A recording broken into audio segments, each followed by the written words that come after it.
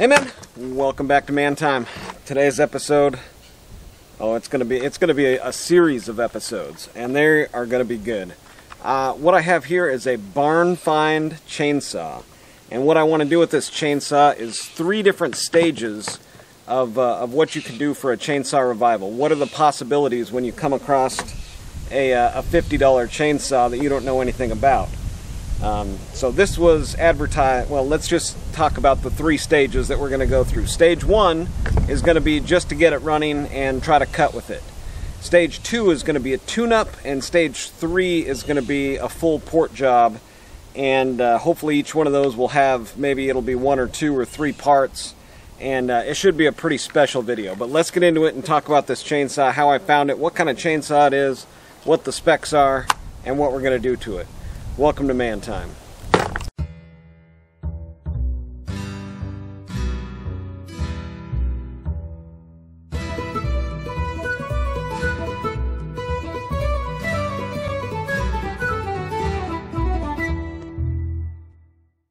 Alright, so for the first stage of this build, what we're going to do is just basically give it a once-over and see what's all wrong with it.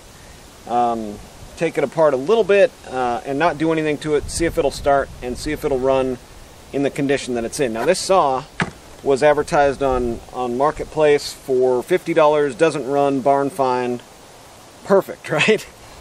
Grainy pictures, couldn't tell what it was. I thought it might be an 029, this style configuration, plastic pieces on it, looks like a crack here along the bottom.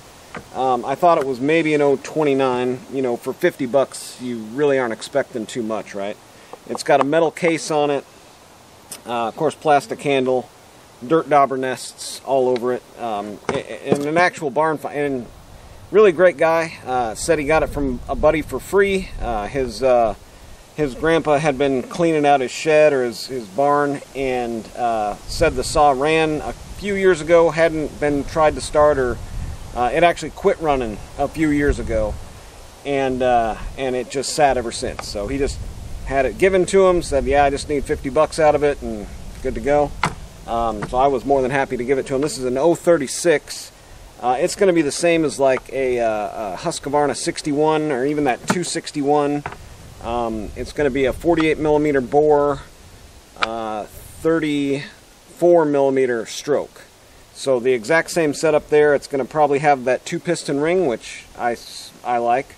I think that makes for better longevity, better compression, stuff like that. But overall, I mean, it's a really nice lightweight saw, and of course, I had kind of known the specs of a 26 versus a 36 versus a 46. You're going from 50 to 60 to 70 cc essentially with these 3 saws, and they're pro model saws. Now, interesting enough, on this one it says made in USA, but I've actually got in here and looked at the carb, and it's a Zama carb, made in Hong Kong. So made in USA? I don't know. But anyways, we're going to go through in this first part of this series, talk about what all parts just immediately off the bat I'm going to need to do this sort of revival. It's going to be a few things, and I'll show you on the bench here. Alright, so before even really getting into the saw, and of course for $50 I packed it up and got out of there as quick as I could. But if you're going to buy something from somebody on Marketplace or Craigslist, get them a phone number. Have them call you, or call them, so you aren't dealing with some crazy person or scammer anyways, so we've got a new spark plug for it. I've got this one, I've got a Bosch one, but these are just the things like right off the bat. It's a barn find, it doesn't run, it's probably going to have bad gas in it, so you're immediately going to need a fuel filter, right? Fuel filter is essential. New spark plug. In this case, I looked at the air filter on it. It needs a new air filter. I got some new piston rings. Of course, you got to figure out what type of piston ring. This is a 48 by 1.2, where the Husqvarna has a single ring, 48 by 1.5. So you got to know what you're ordering there. These are some cable rings, and then I also, as a last resort, got a highway gasket kit for an 036 360. It's going to have your seals, case seals here, cylinder seal here, exhaust, and then carburetor seal here. And last but not least, a carb kit. So all these things are basically essential when you don't really know what you're getting into. This covers all the bases here. So let's take a look at the saw and see what's going on with it. Alright, so here's our chainsaw, and just giving it a, kind of quick once over. There we go. Yeah, a couple things here I just punched out the dirt daubers there so I could get down and just kind of see what's going on in here. But the air filter, it's got one of these wire mesh flocked air filters, but the flocking is like all gone on it. So it's just that wire mesh. You can't have that. I saw that right away when I opened it up and ordered an air filter. I've had this saw for just over a week now, and so this is as far as I've got into it. Was just taking this off and taking the carb off and having a look. Also check the gasoline. Now sitting for several years. Give it a sniff, and this actually smells like pretty good gasoline. That doesn't smell rancid or varnishy or anything. And then, so okay, we've got, what have we got so far? We've got gas. Let's see, let's check our air exhaust. No, doesn't look like any debris or anything like dirt daubers have inhabited that, making it unusable. Of course, stretched out chain, but all complete so far from what I can see, and no real serious amount of damage to anything. And all the bolts are there, and this is kind of what I was looking at, looking it over. Next we can try, oh god, okay, oh, that thumps, that, oh boy, I may have gotten real lucky on this one. You know what? I'm feeling lucky. Let's just try to start this thing and see if we didn't get lucky here.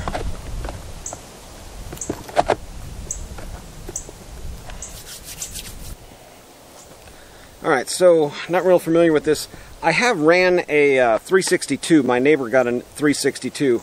You know who you are. That sucker rips, and it rips hard. If this runs anything like that, man, I don't know that you can do much better for a saw. As lightweight as it is, I mean, this thing is just amazing. Alright, so to get it into choke there, you just kind of have to hold the trigger down and the dead man switch, and then push the choke down from what it looks like, and then it'll come back up to half throttle, I think, with just a little flick of the choke like that. So choke in. Let's just give it a shot. See what we're working with here. Oh my goodness.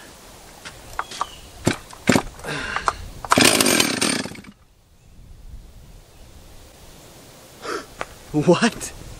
What? Okay. Oh jeez.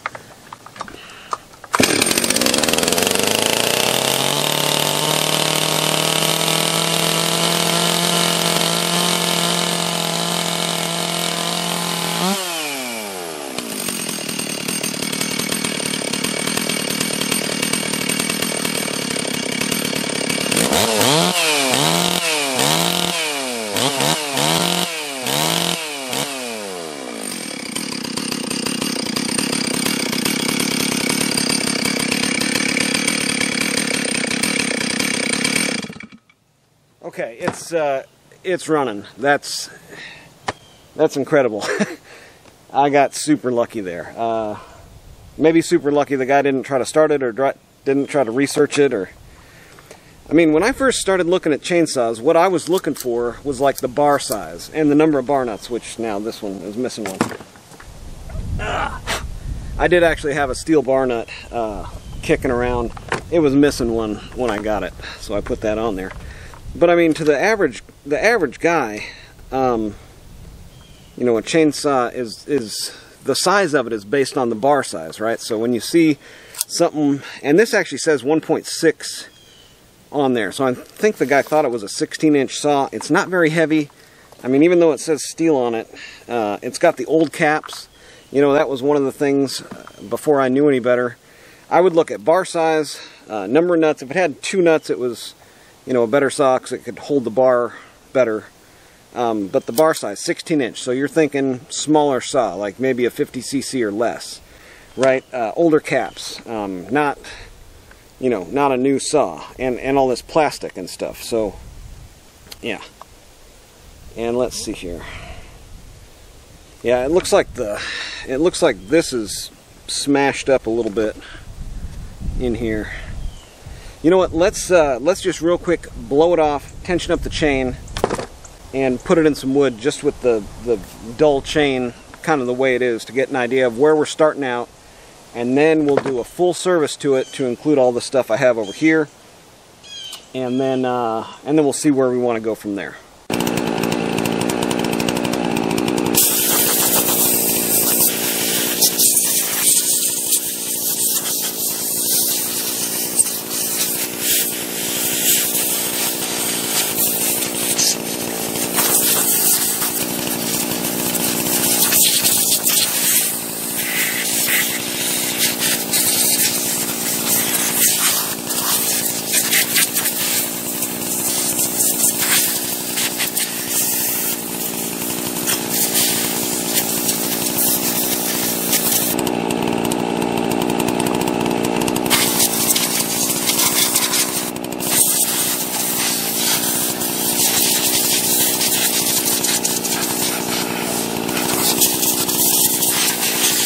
So the first thing we're going to do here is just take off this chain guard and see what we're working with under here.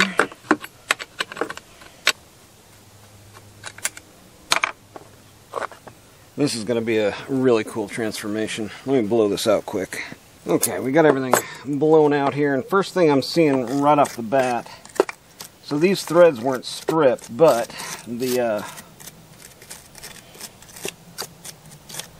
they were caked. I mean, just caked with dirt. And by trying to bring this this nut off of there, it started unthreading it out of the case. So that's one design idea. It's I don't know. I wasn't real pleased with it, but this is one of those things that we basically never want coming out. Loctite. Yes, please. Man, I really got lucky on this one, didn't I? I don't know if anybody else out there is scouring the internet for cheap saws, but they're almost impossible to find. You got people out there doing the chainsaw porting, and that's in so much favor right now. I mean, everybody wants to get their hands on one of these saws and try their hand at it, I think. I think that's why they're so popular.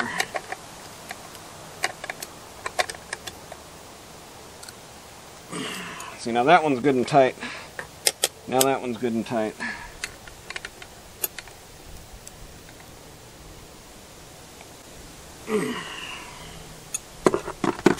Let's see. Okay, so this one is, let's see, this is a 325/8. So if I want to utilize this saw a little bit differently, I'm going to have to get a new sprocket there. The chain is in rough shape. I mean, you've got teeth with the corner just, you know, knocked clean off of there. But you know what? We're going to run it in this configuration. Minus one thing. I am going to clean up this bar. This right here will murder you. I mean, like, there's a sharp edge that's rolled over, right? See how it's kind of dug in there and it's kind of pushed and peeled off the center part of it and pushed up on the sides? That is no good. No good. And when you go to, what you want to do is you want to file it, and this is like, it gets razor sharp, and you'll just slice yourself like 20 times worse than a paper cut. So anyways, yeah, we got a 18-inch 325 1.6 millimeter slot. So this is just a weird kind of overall bar and chain and sprocket combo. But we're going to try it. Let me clean this up and let's put it in some wood. Well, I can't help it. I'm going to have to give this thing just a touch up. This is, I was looking at this chain a little closer. I mean, the ends are knocked off. It's not very sharp. It's a safety chain, but it's also got the factory grind on it. I mean, it hasn't even been touched since it was new. So I'm just going to touch it up a little bit here, and then we'll get it in some wood.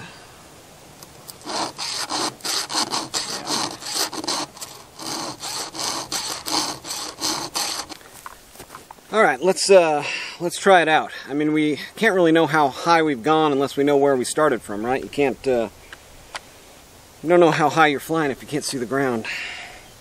All right, let's see if it starts back up. That might have just been a fluke that first time. It looks like it's got enough gas in it, and what better way to use up that old gas is to just burn it off, huh?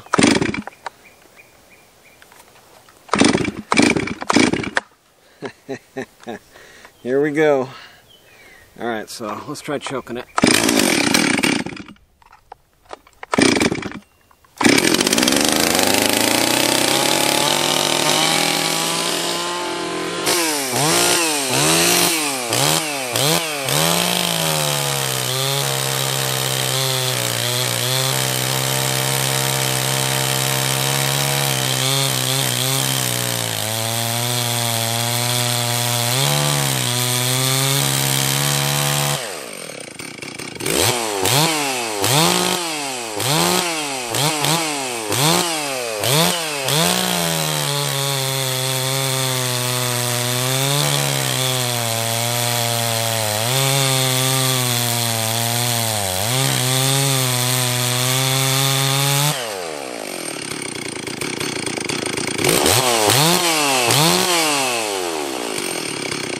Alright, just so we don't have a sample size of 1 here, I grabbed another saw. This is a Husqvarna 261 with the exact same cylinder bore and stroke dimensions.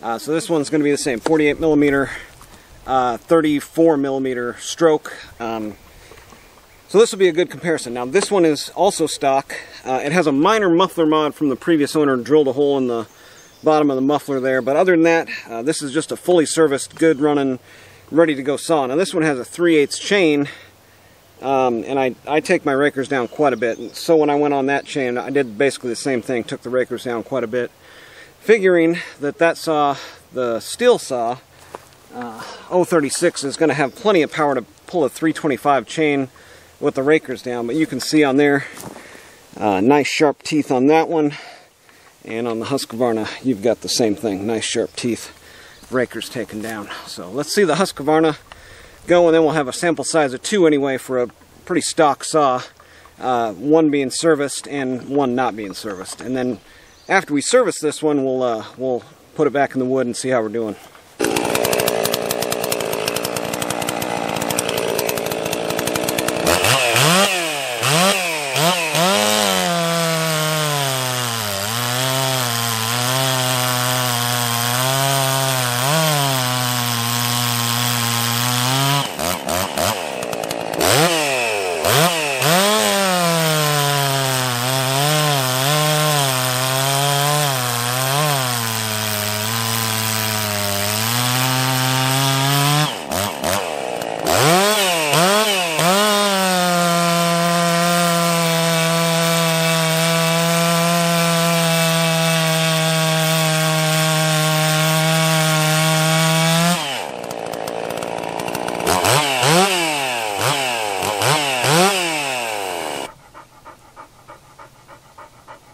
Now I'm sure that's going to be super hard to see, but first thing right out of the gate, what do? I drain the gas, right? Drained out that old gas. What I can see in there is that the fuel line is actually starting to squeeze in on itself and pinch in on itself. And I don't know how well it's coming through there, but that looks like exactly what's happening. So another thing on the list, buying a proprietary, Stihl fuel line. Alright, so let's give it a little once over here. First thing I'm seeing is that the chain is oiling. I mean, it's nice and oily. Chain was moving good. Ran good in the wood there. Kind of. It was kind of like bogging out. it's old gas that hasn't been serviced yet. You know, it ran as expected, basically. But it ran pretty good. And, you know, for having this 325 chain on it, you know, it's not really being pushed at all running a small chain like this. This saw should be able to run a 3/8 chain pretty easily. You know, hand filed on it, seems to cut pretty good. Didn't have big chips like the 261, you know. 261 was running much better, throwing much bigger chips, taking a bigger bite, cutting faster, essentially. But this ran pretty good in as-found condition, you know. What we learned, it runs pretty good. Seems to be pretty much all there. We've got some damage right here. I'm going to have to address this. You can see there it's bent up and pushed out, so you're going to need your T27 for this saw. But yeah, complete saw, running good. Alright, so that's going to do it for part 1 of the 036 Barn Find Stihl chainsaw of a hopefully 3-part series where we've done our initial introduction here, get to know you, and overall like evaluation, spare parts we're going to need. Now we can get into the service of it. In the next video, do some more test cuts and see how the service affected it. And then for the third part, we're going to see if we don't want to just go all the way with it, time it, port it, and put it back together and see how it runs, you know, stage 3 ported style. So stick around for those, subscribe, thumbs up if you like these type of videos. I enjoy making them. So we'll see you on the next one. Get out there, have you some man time too.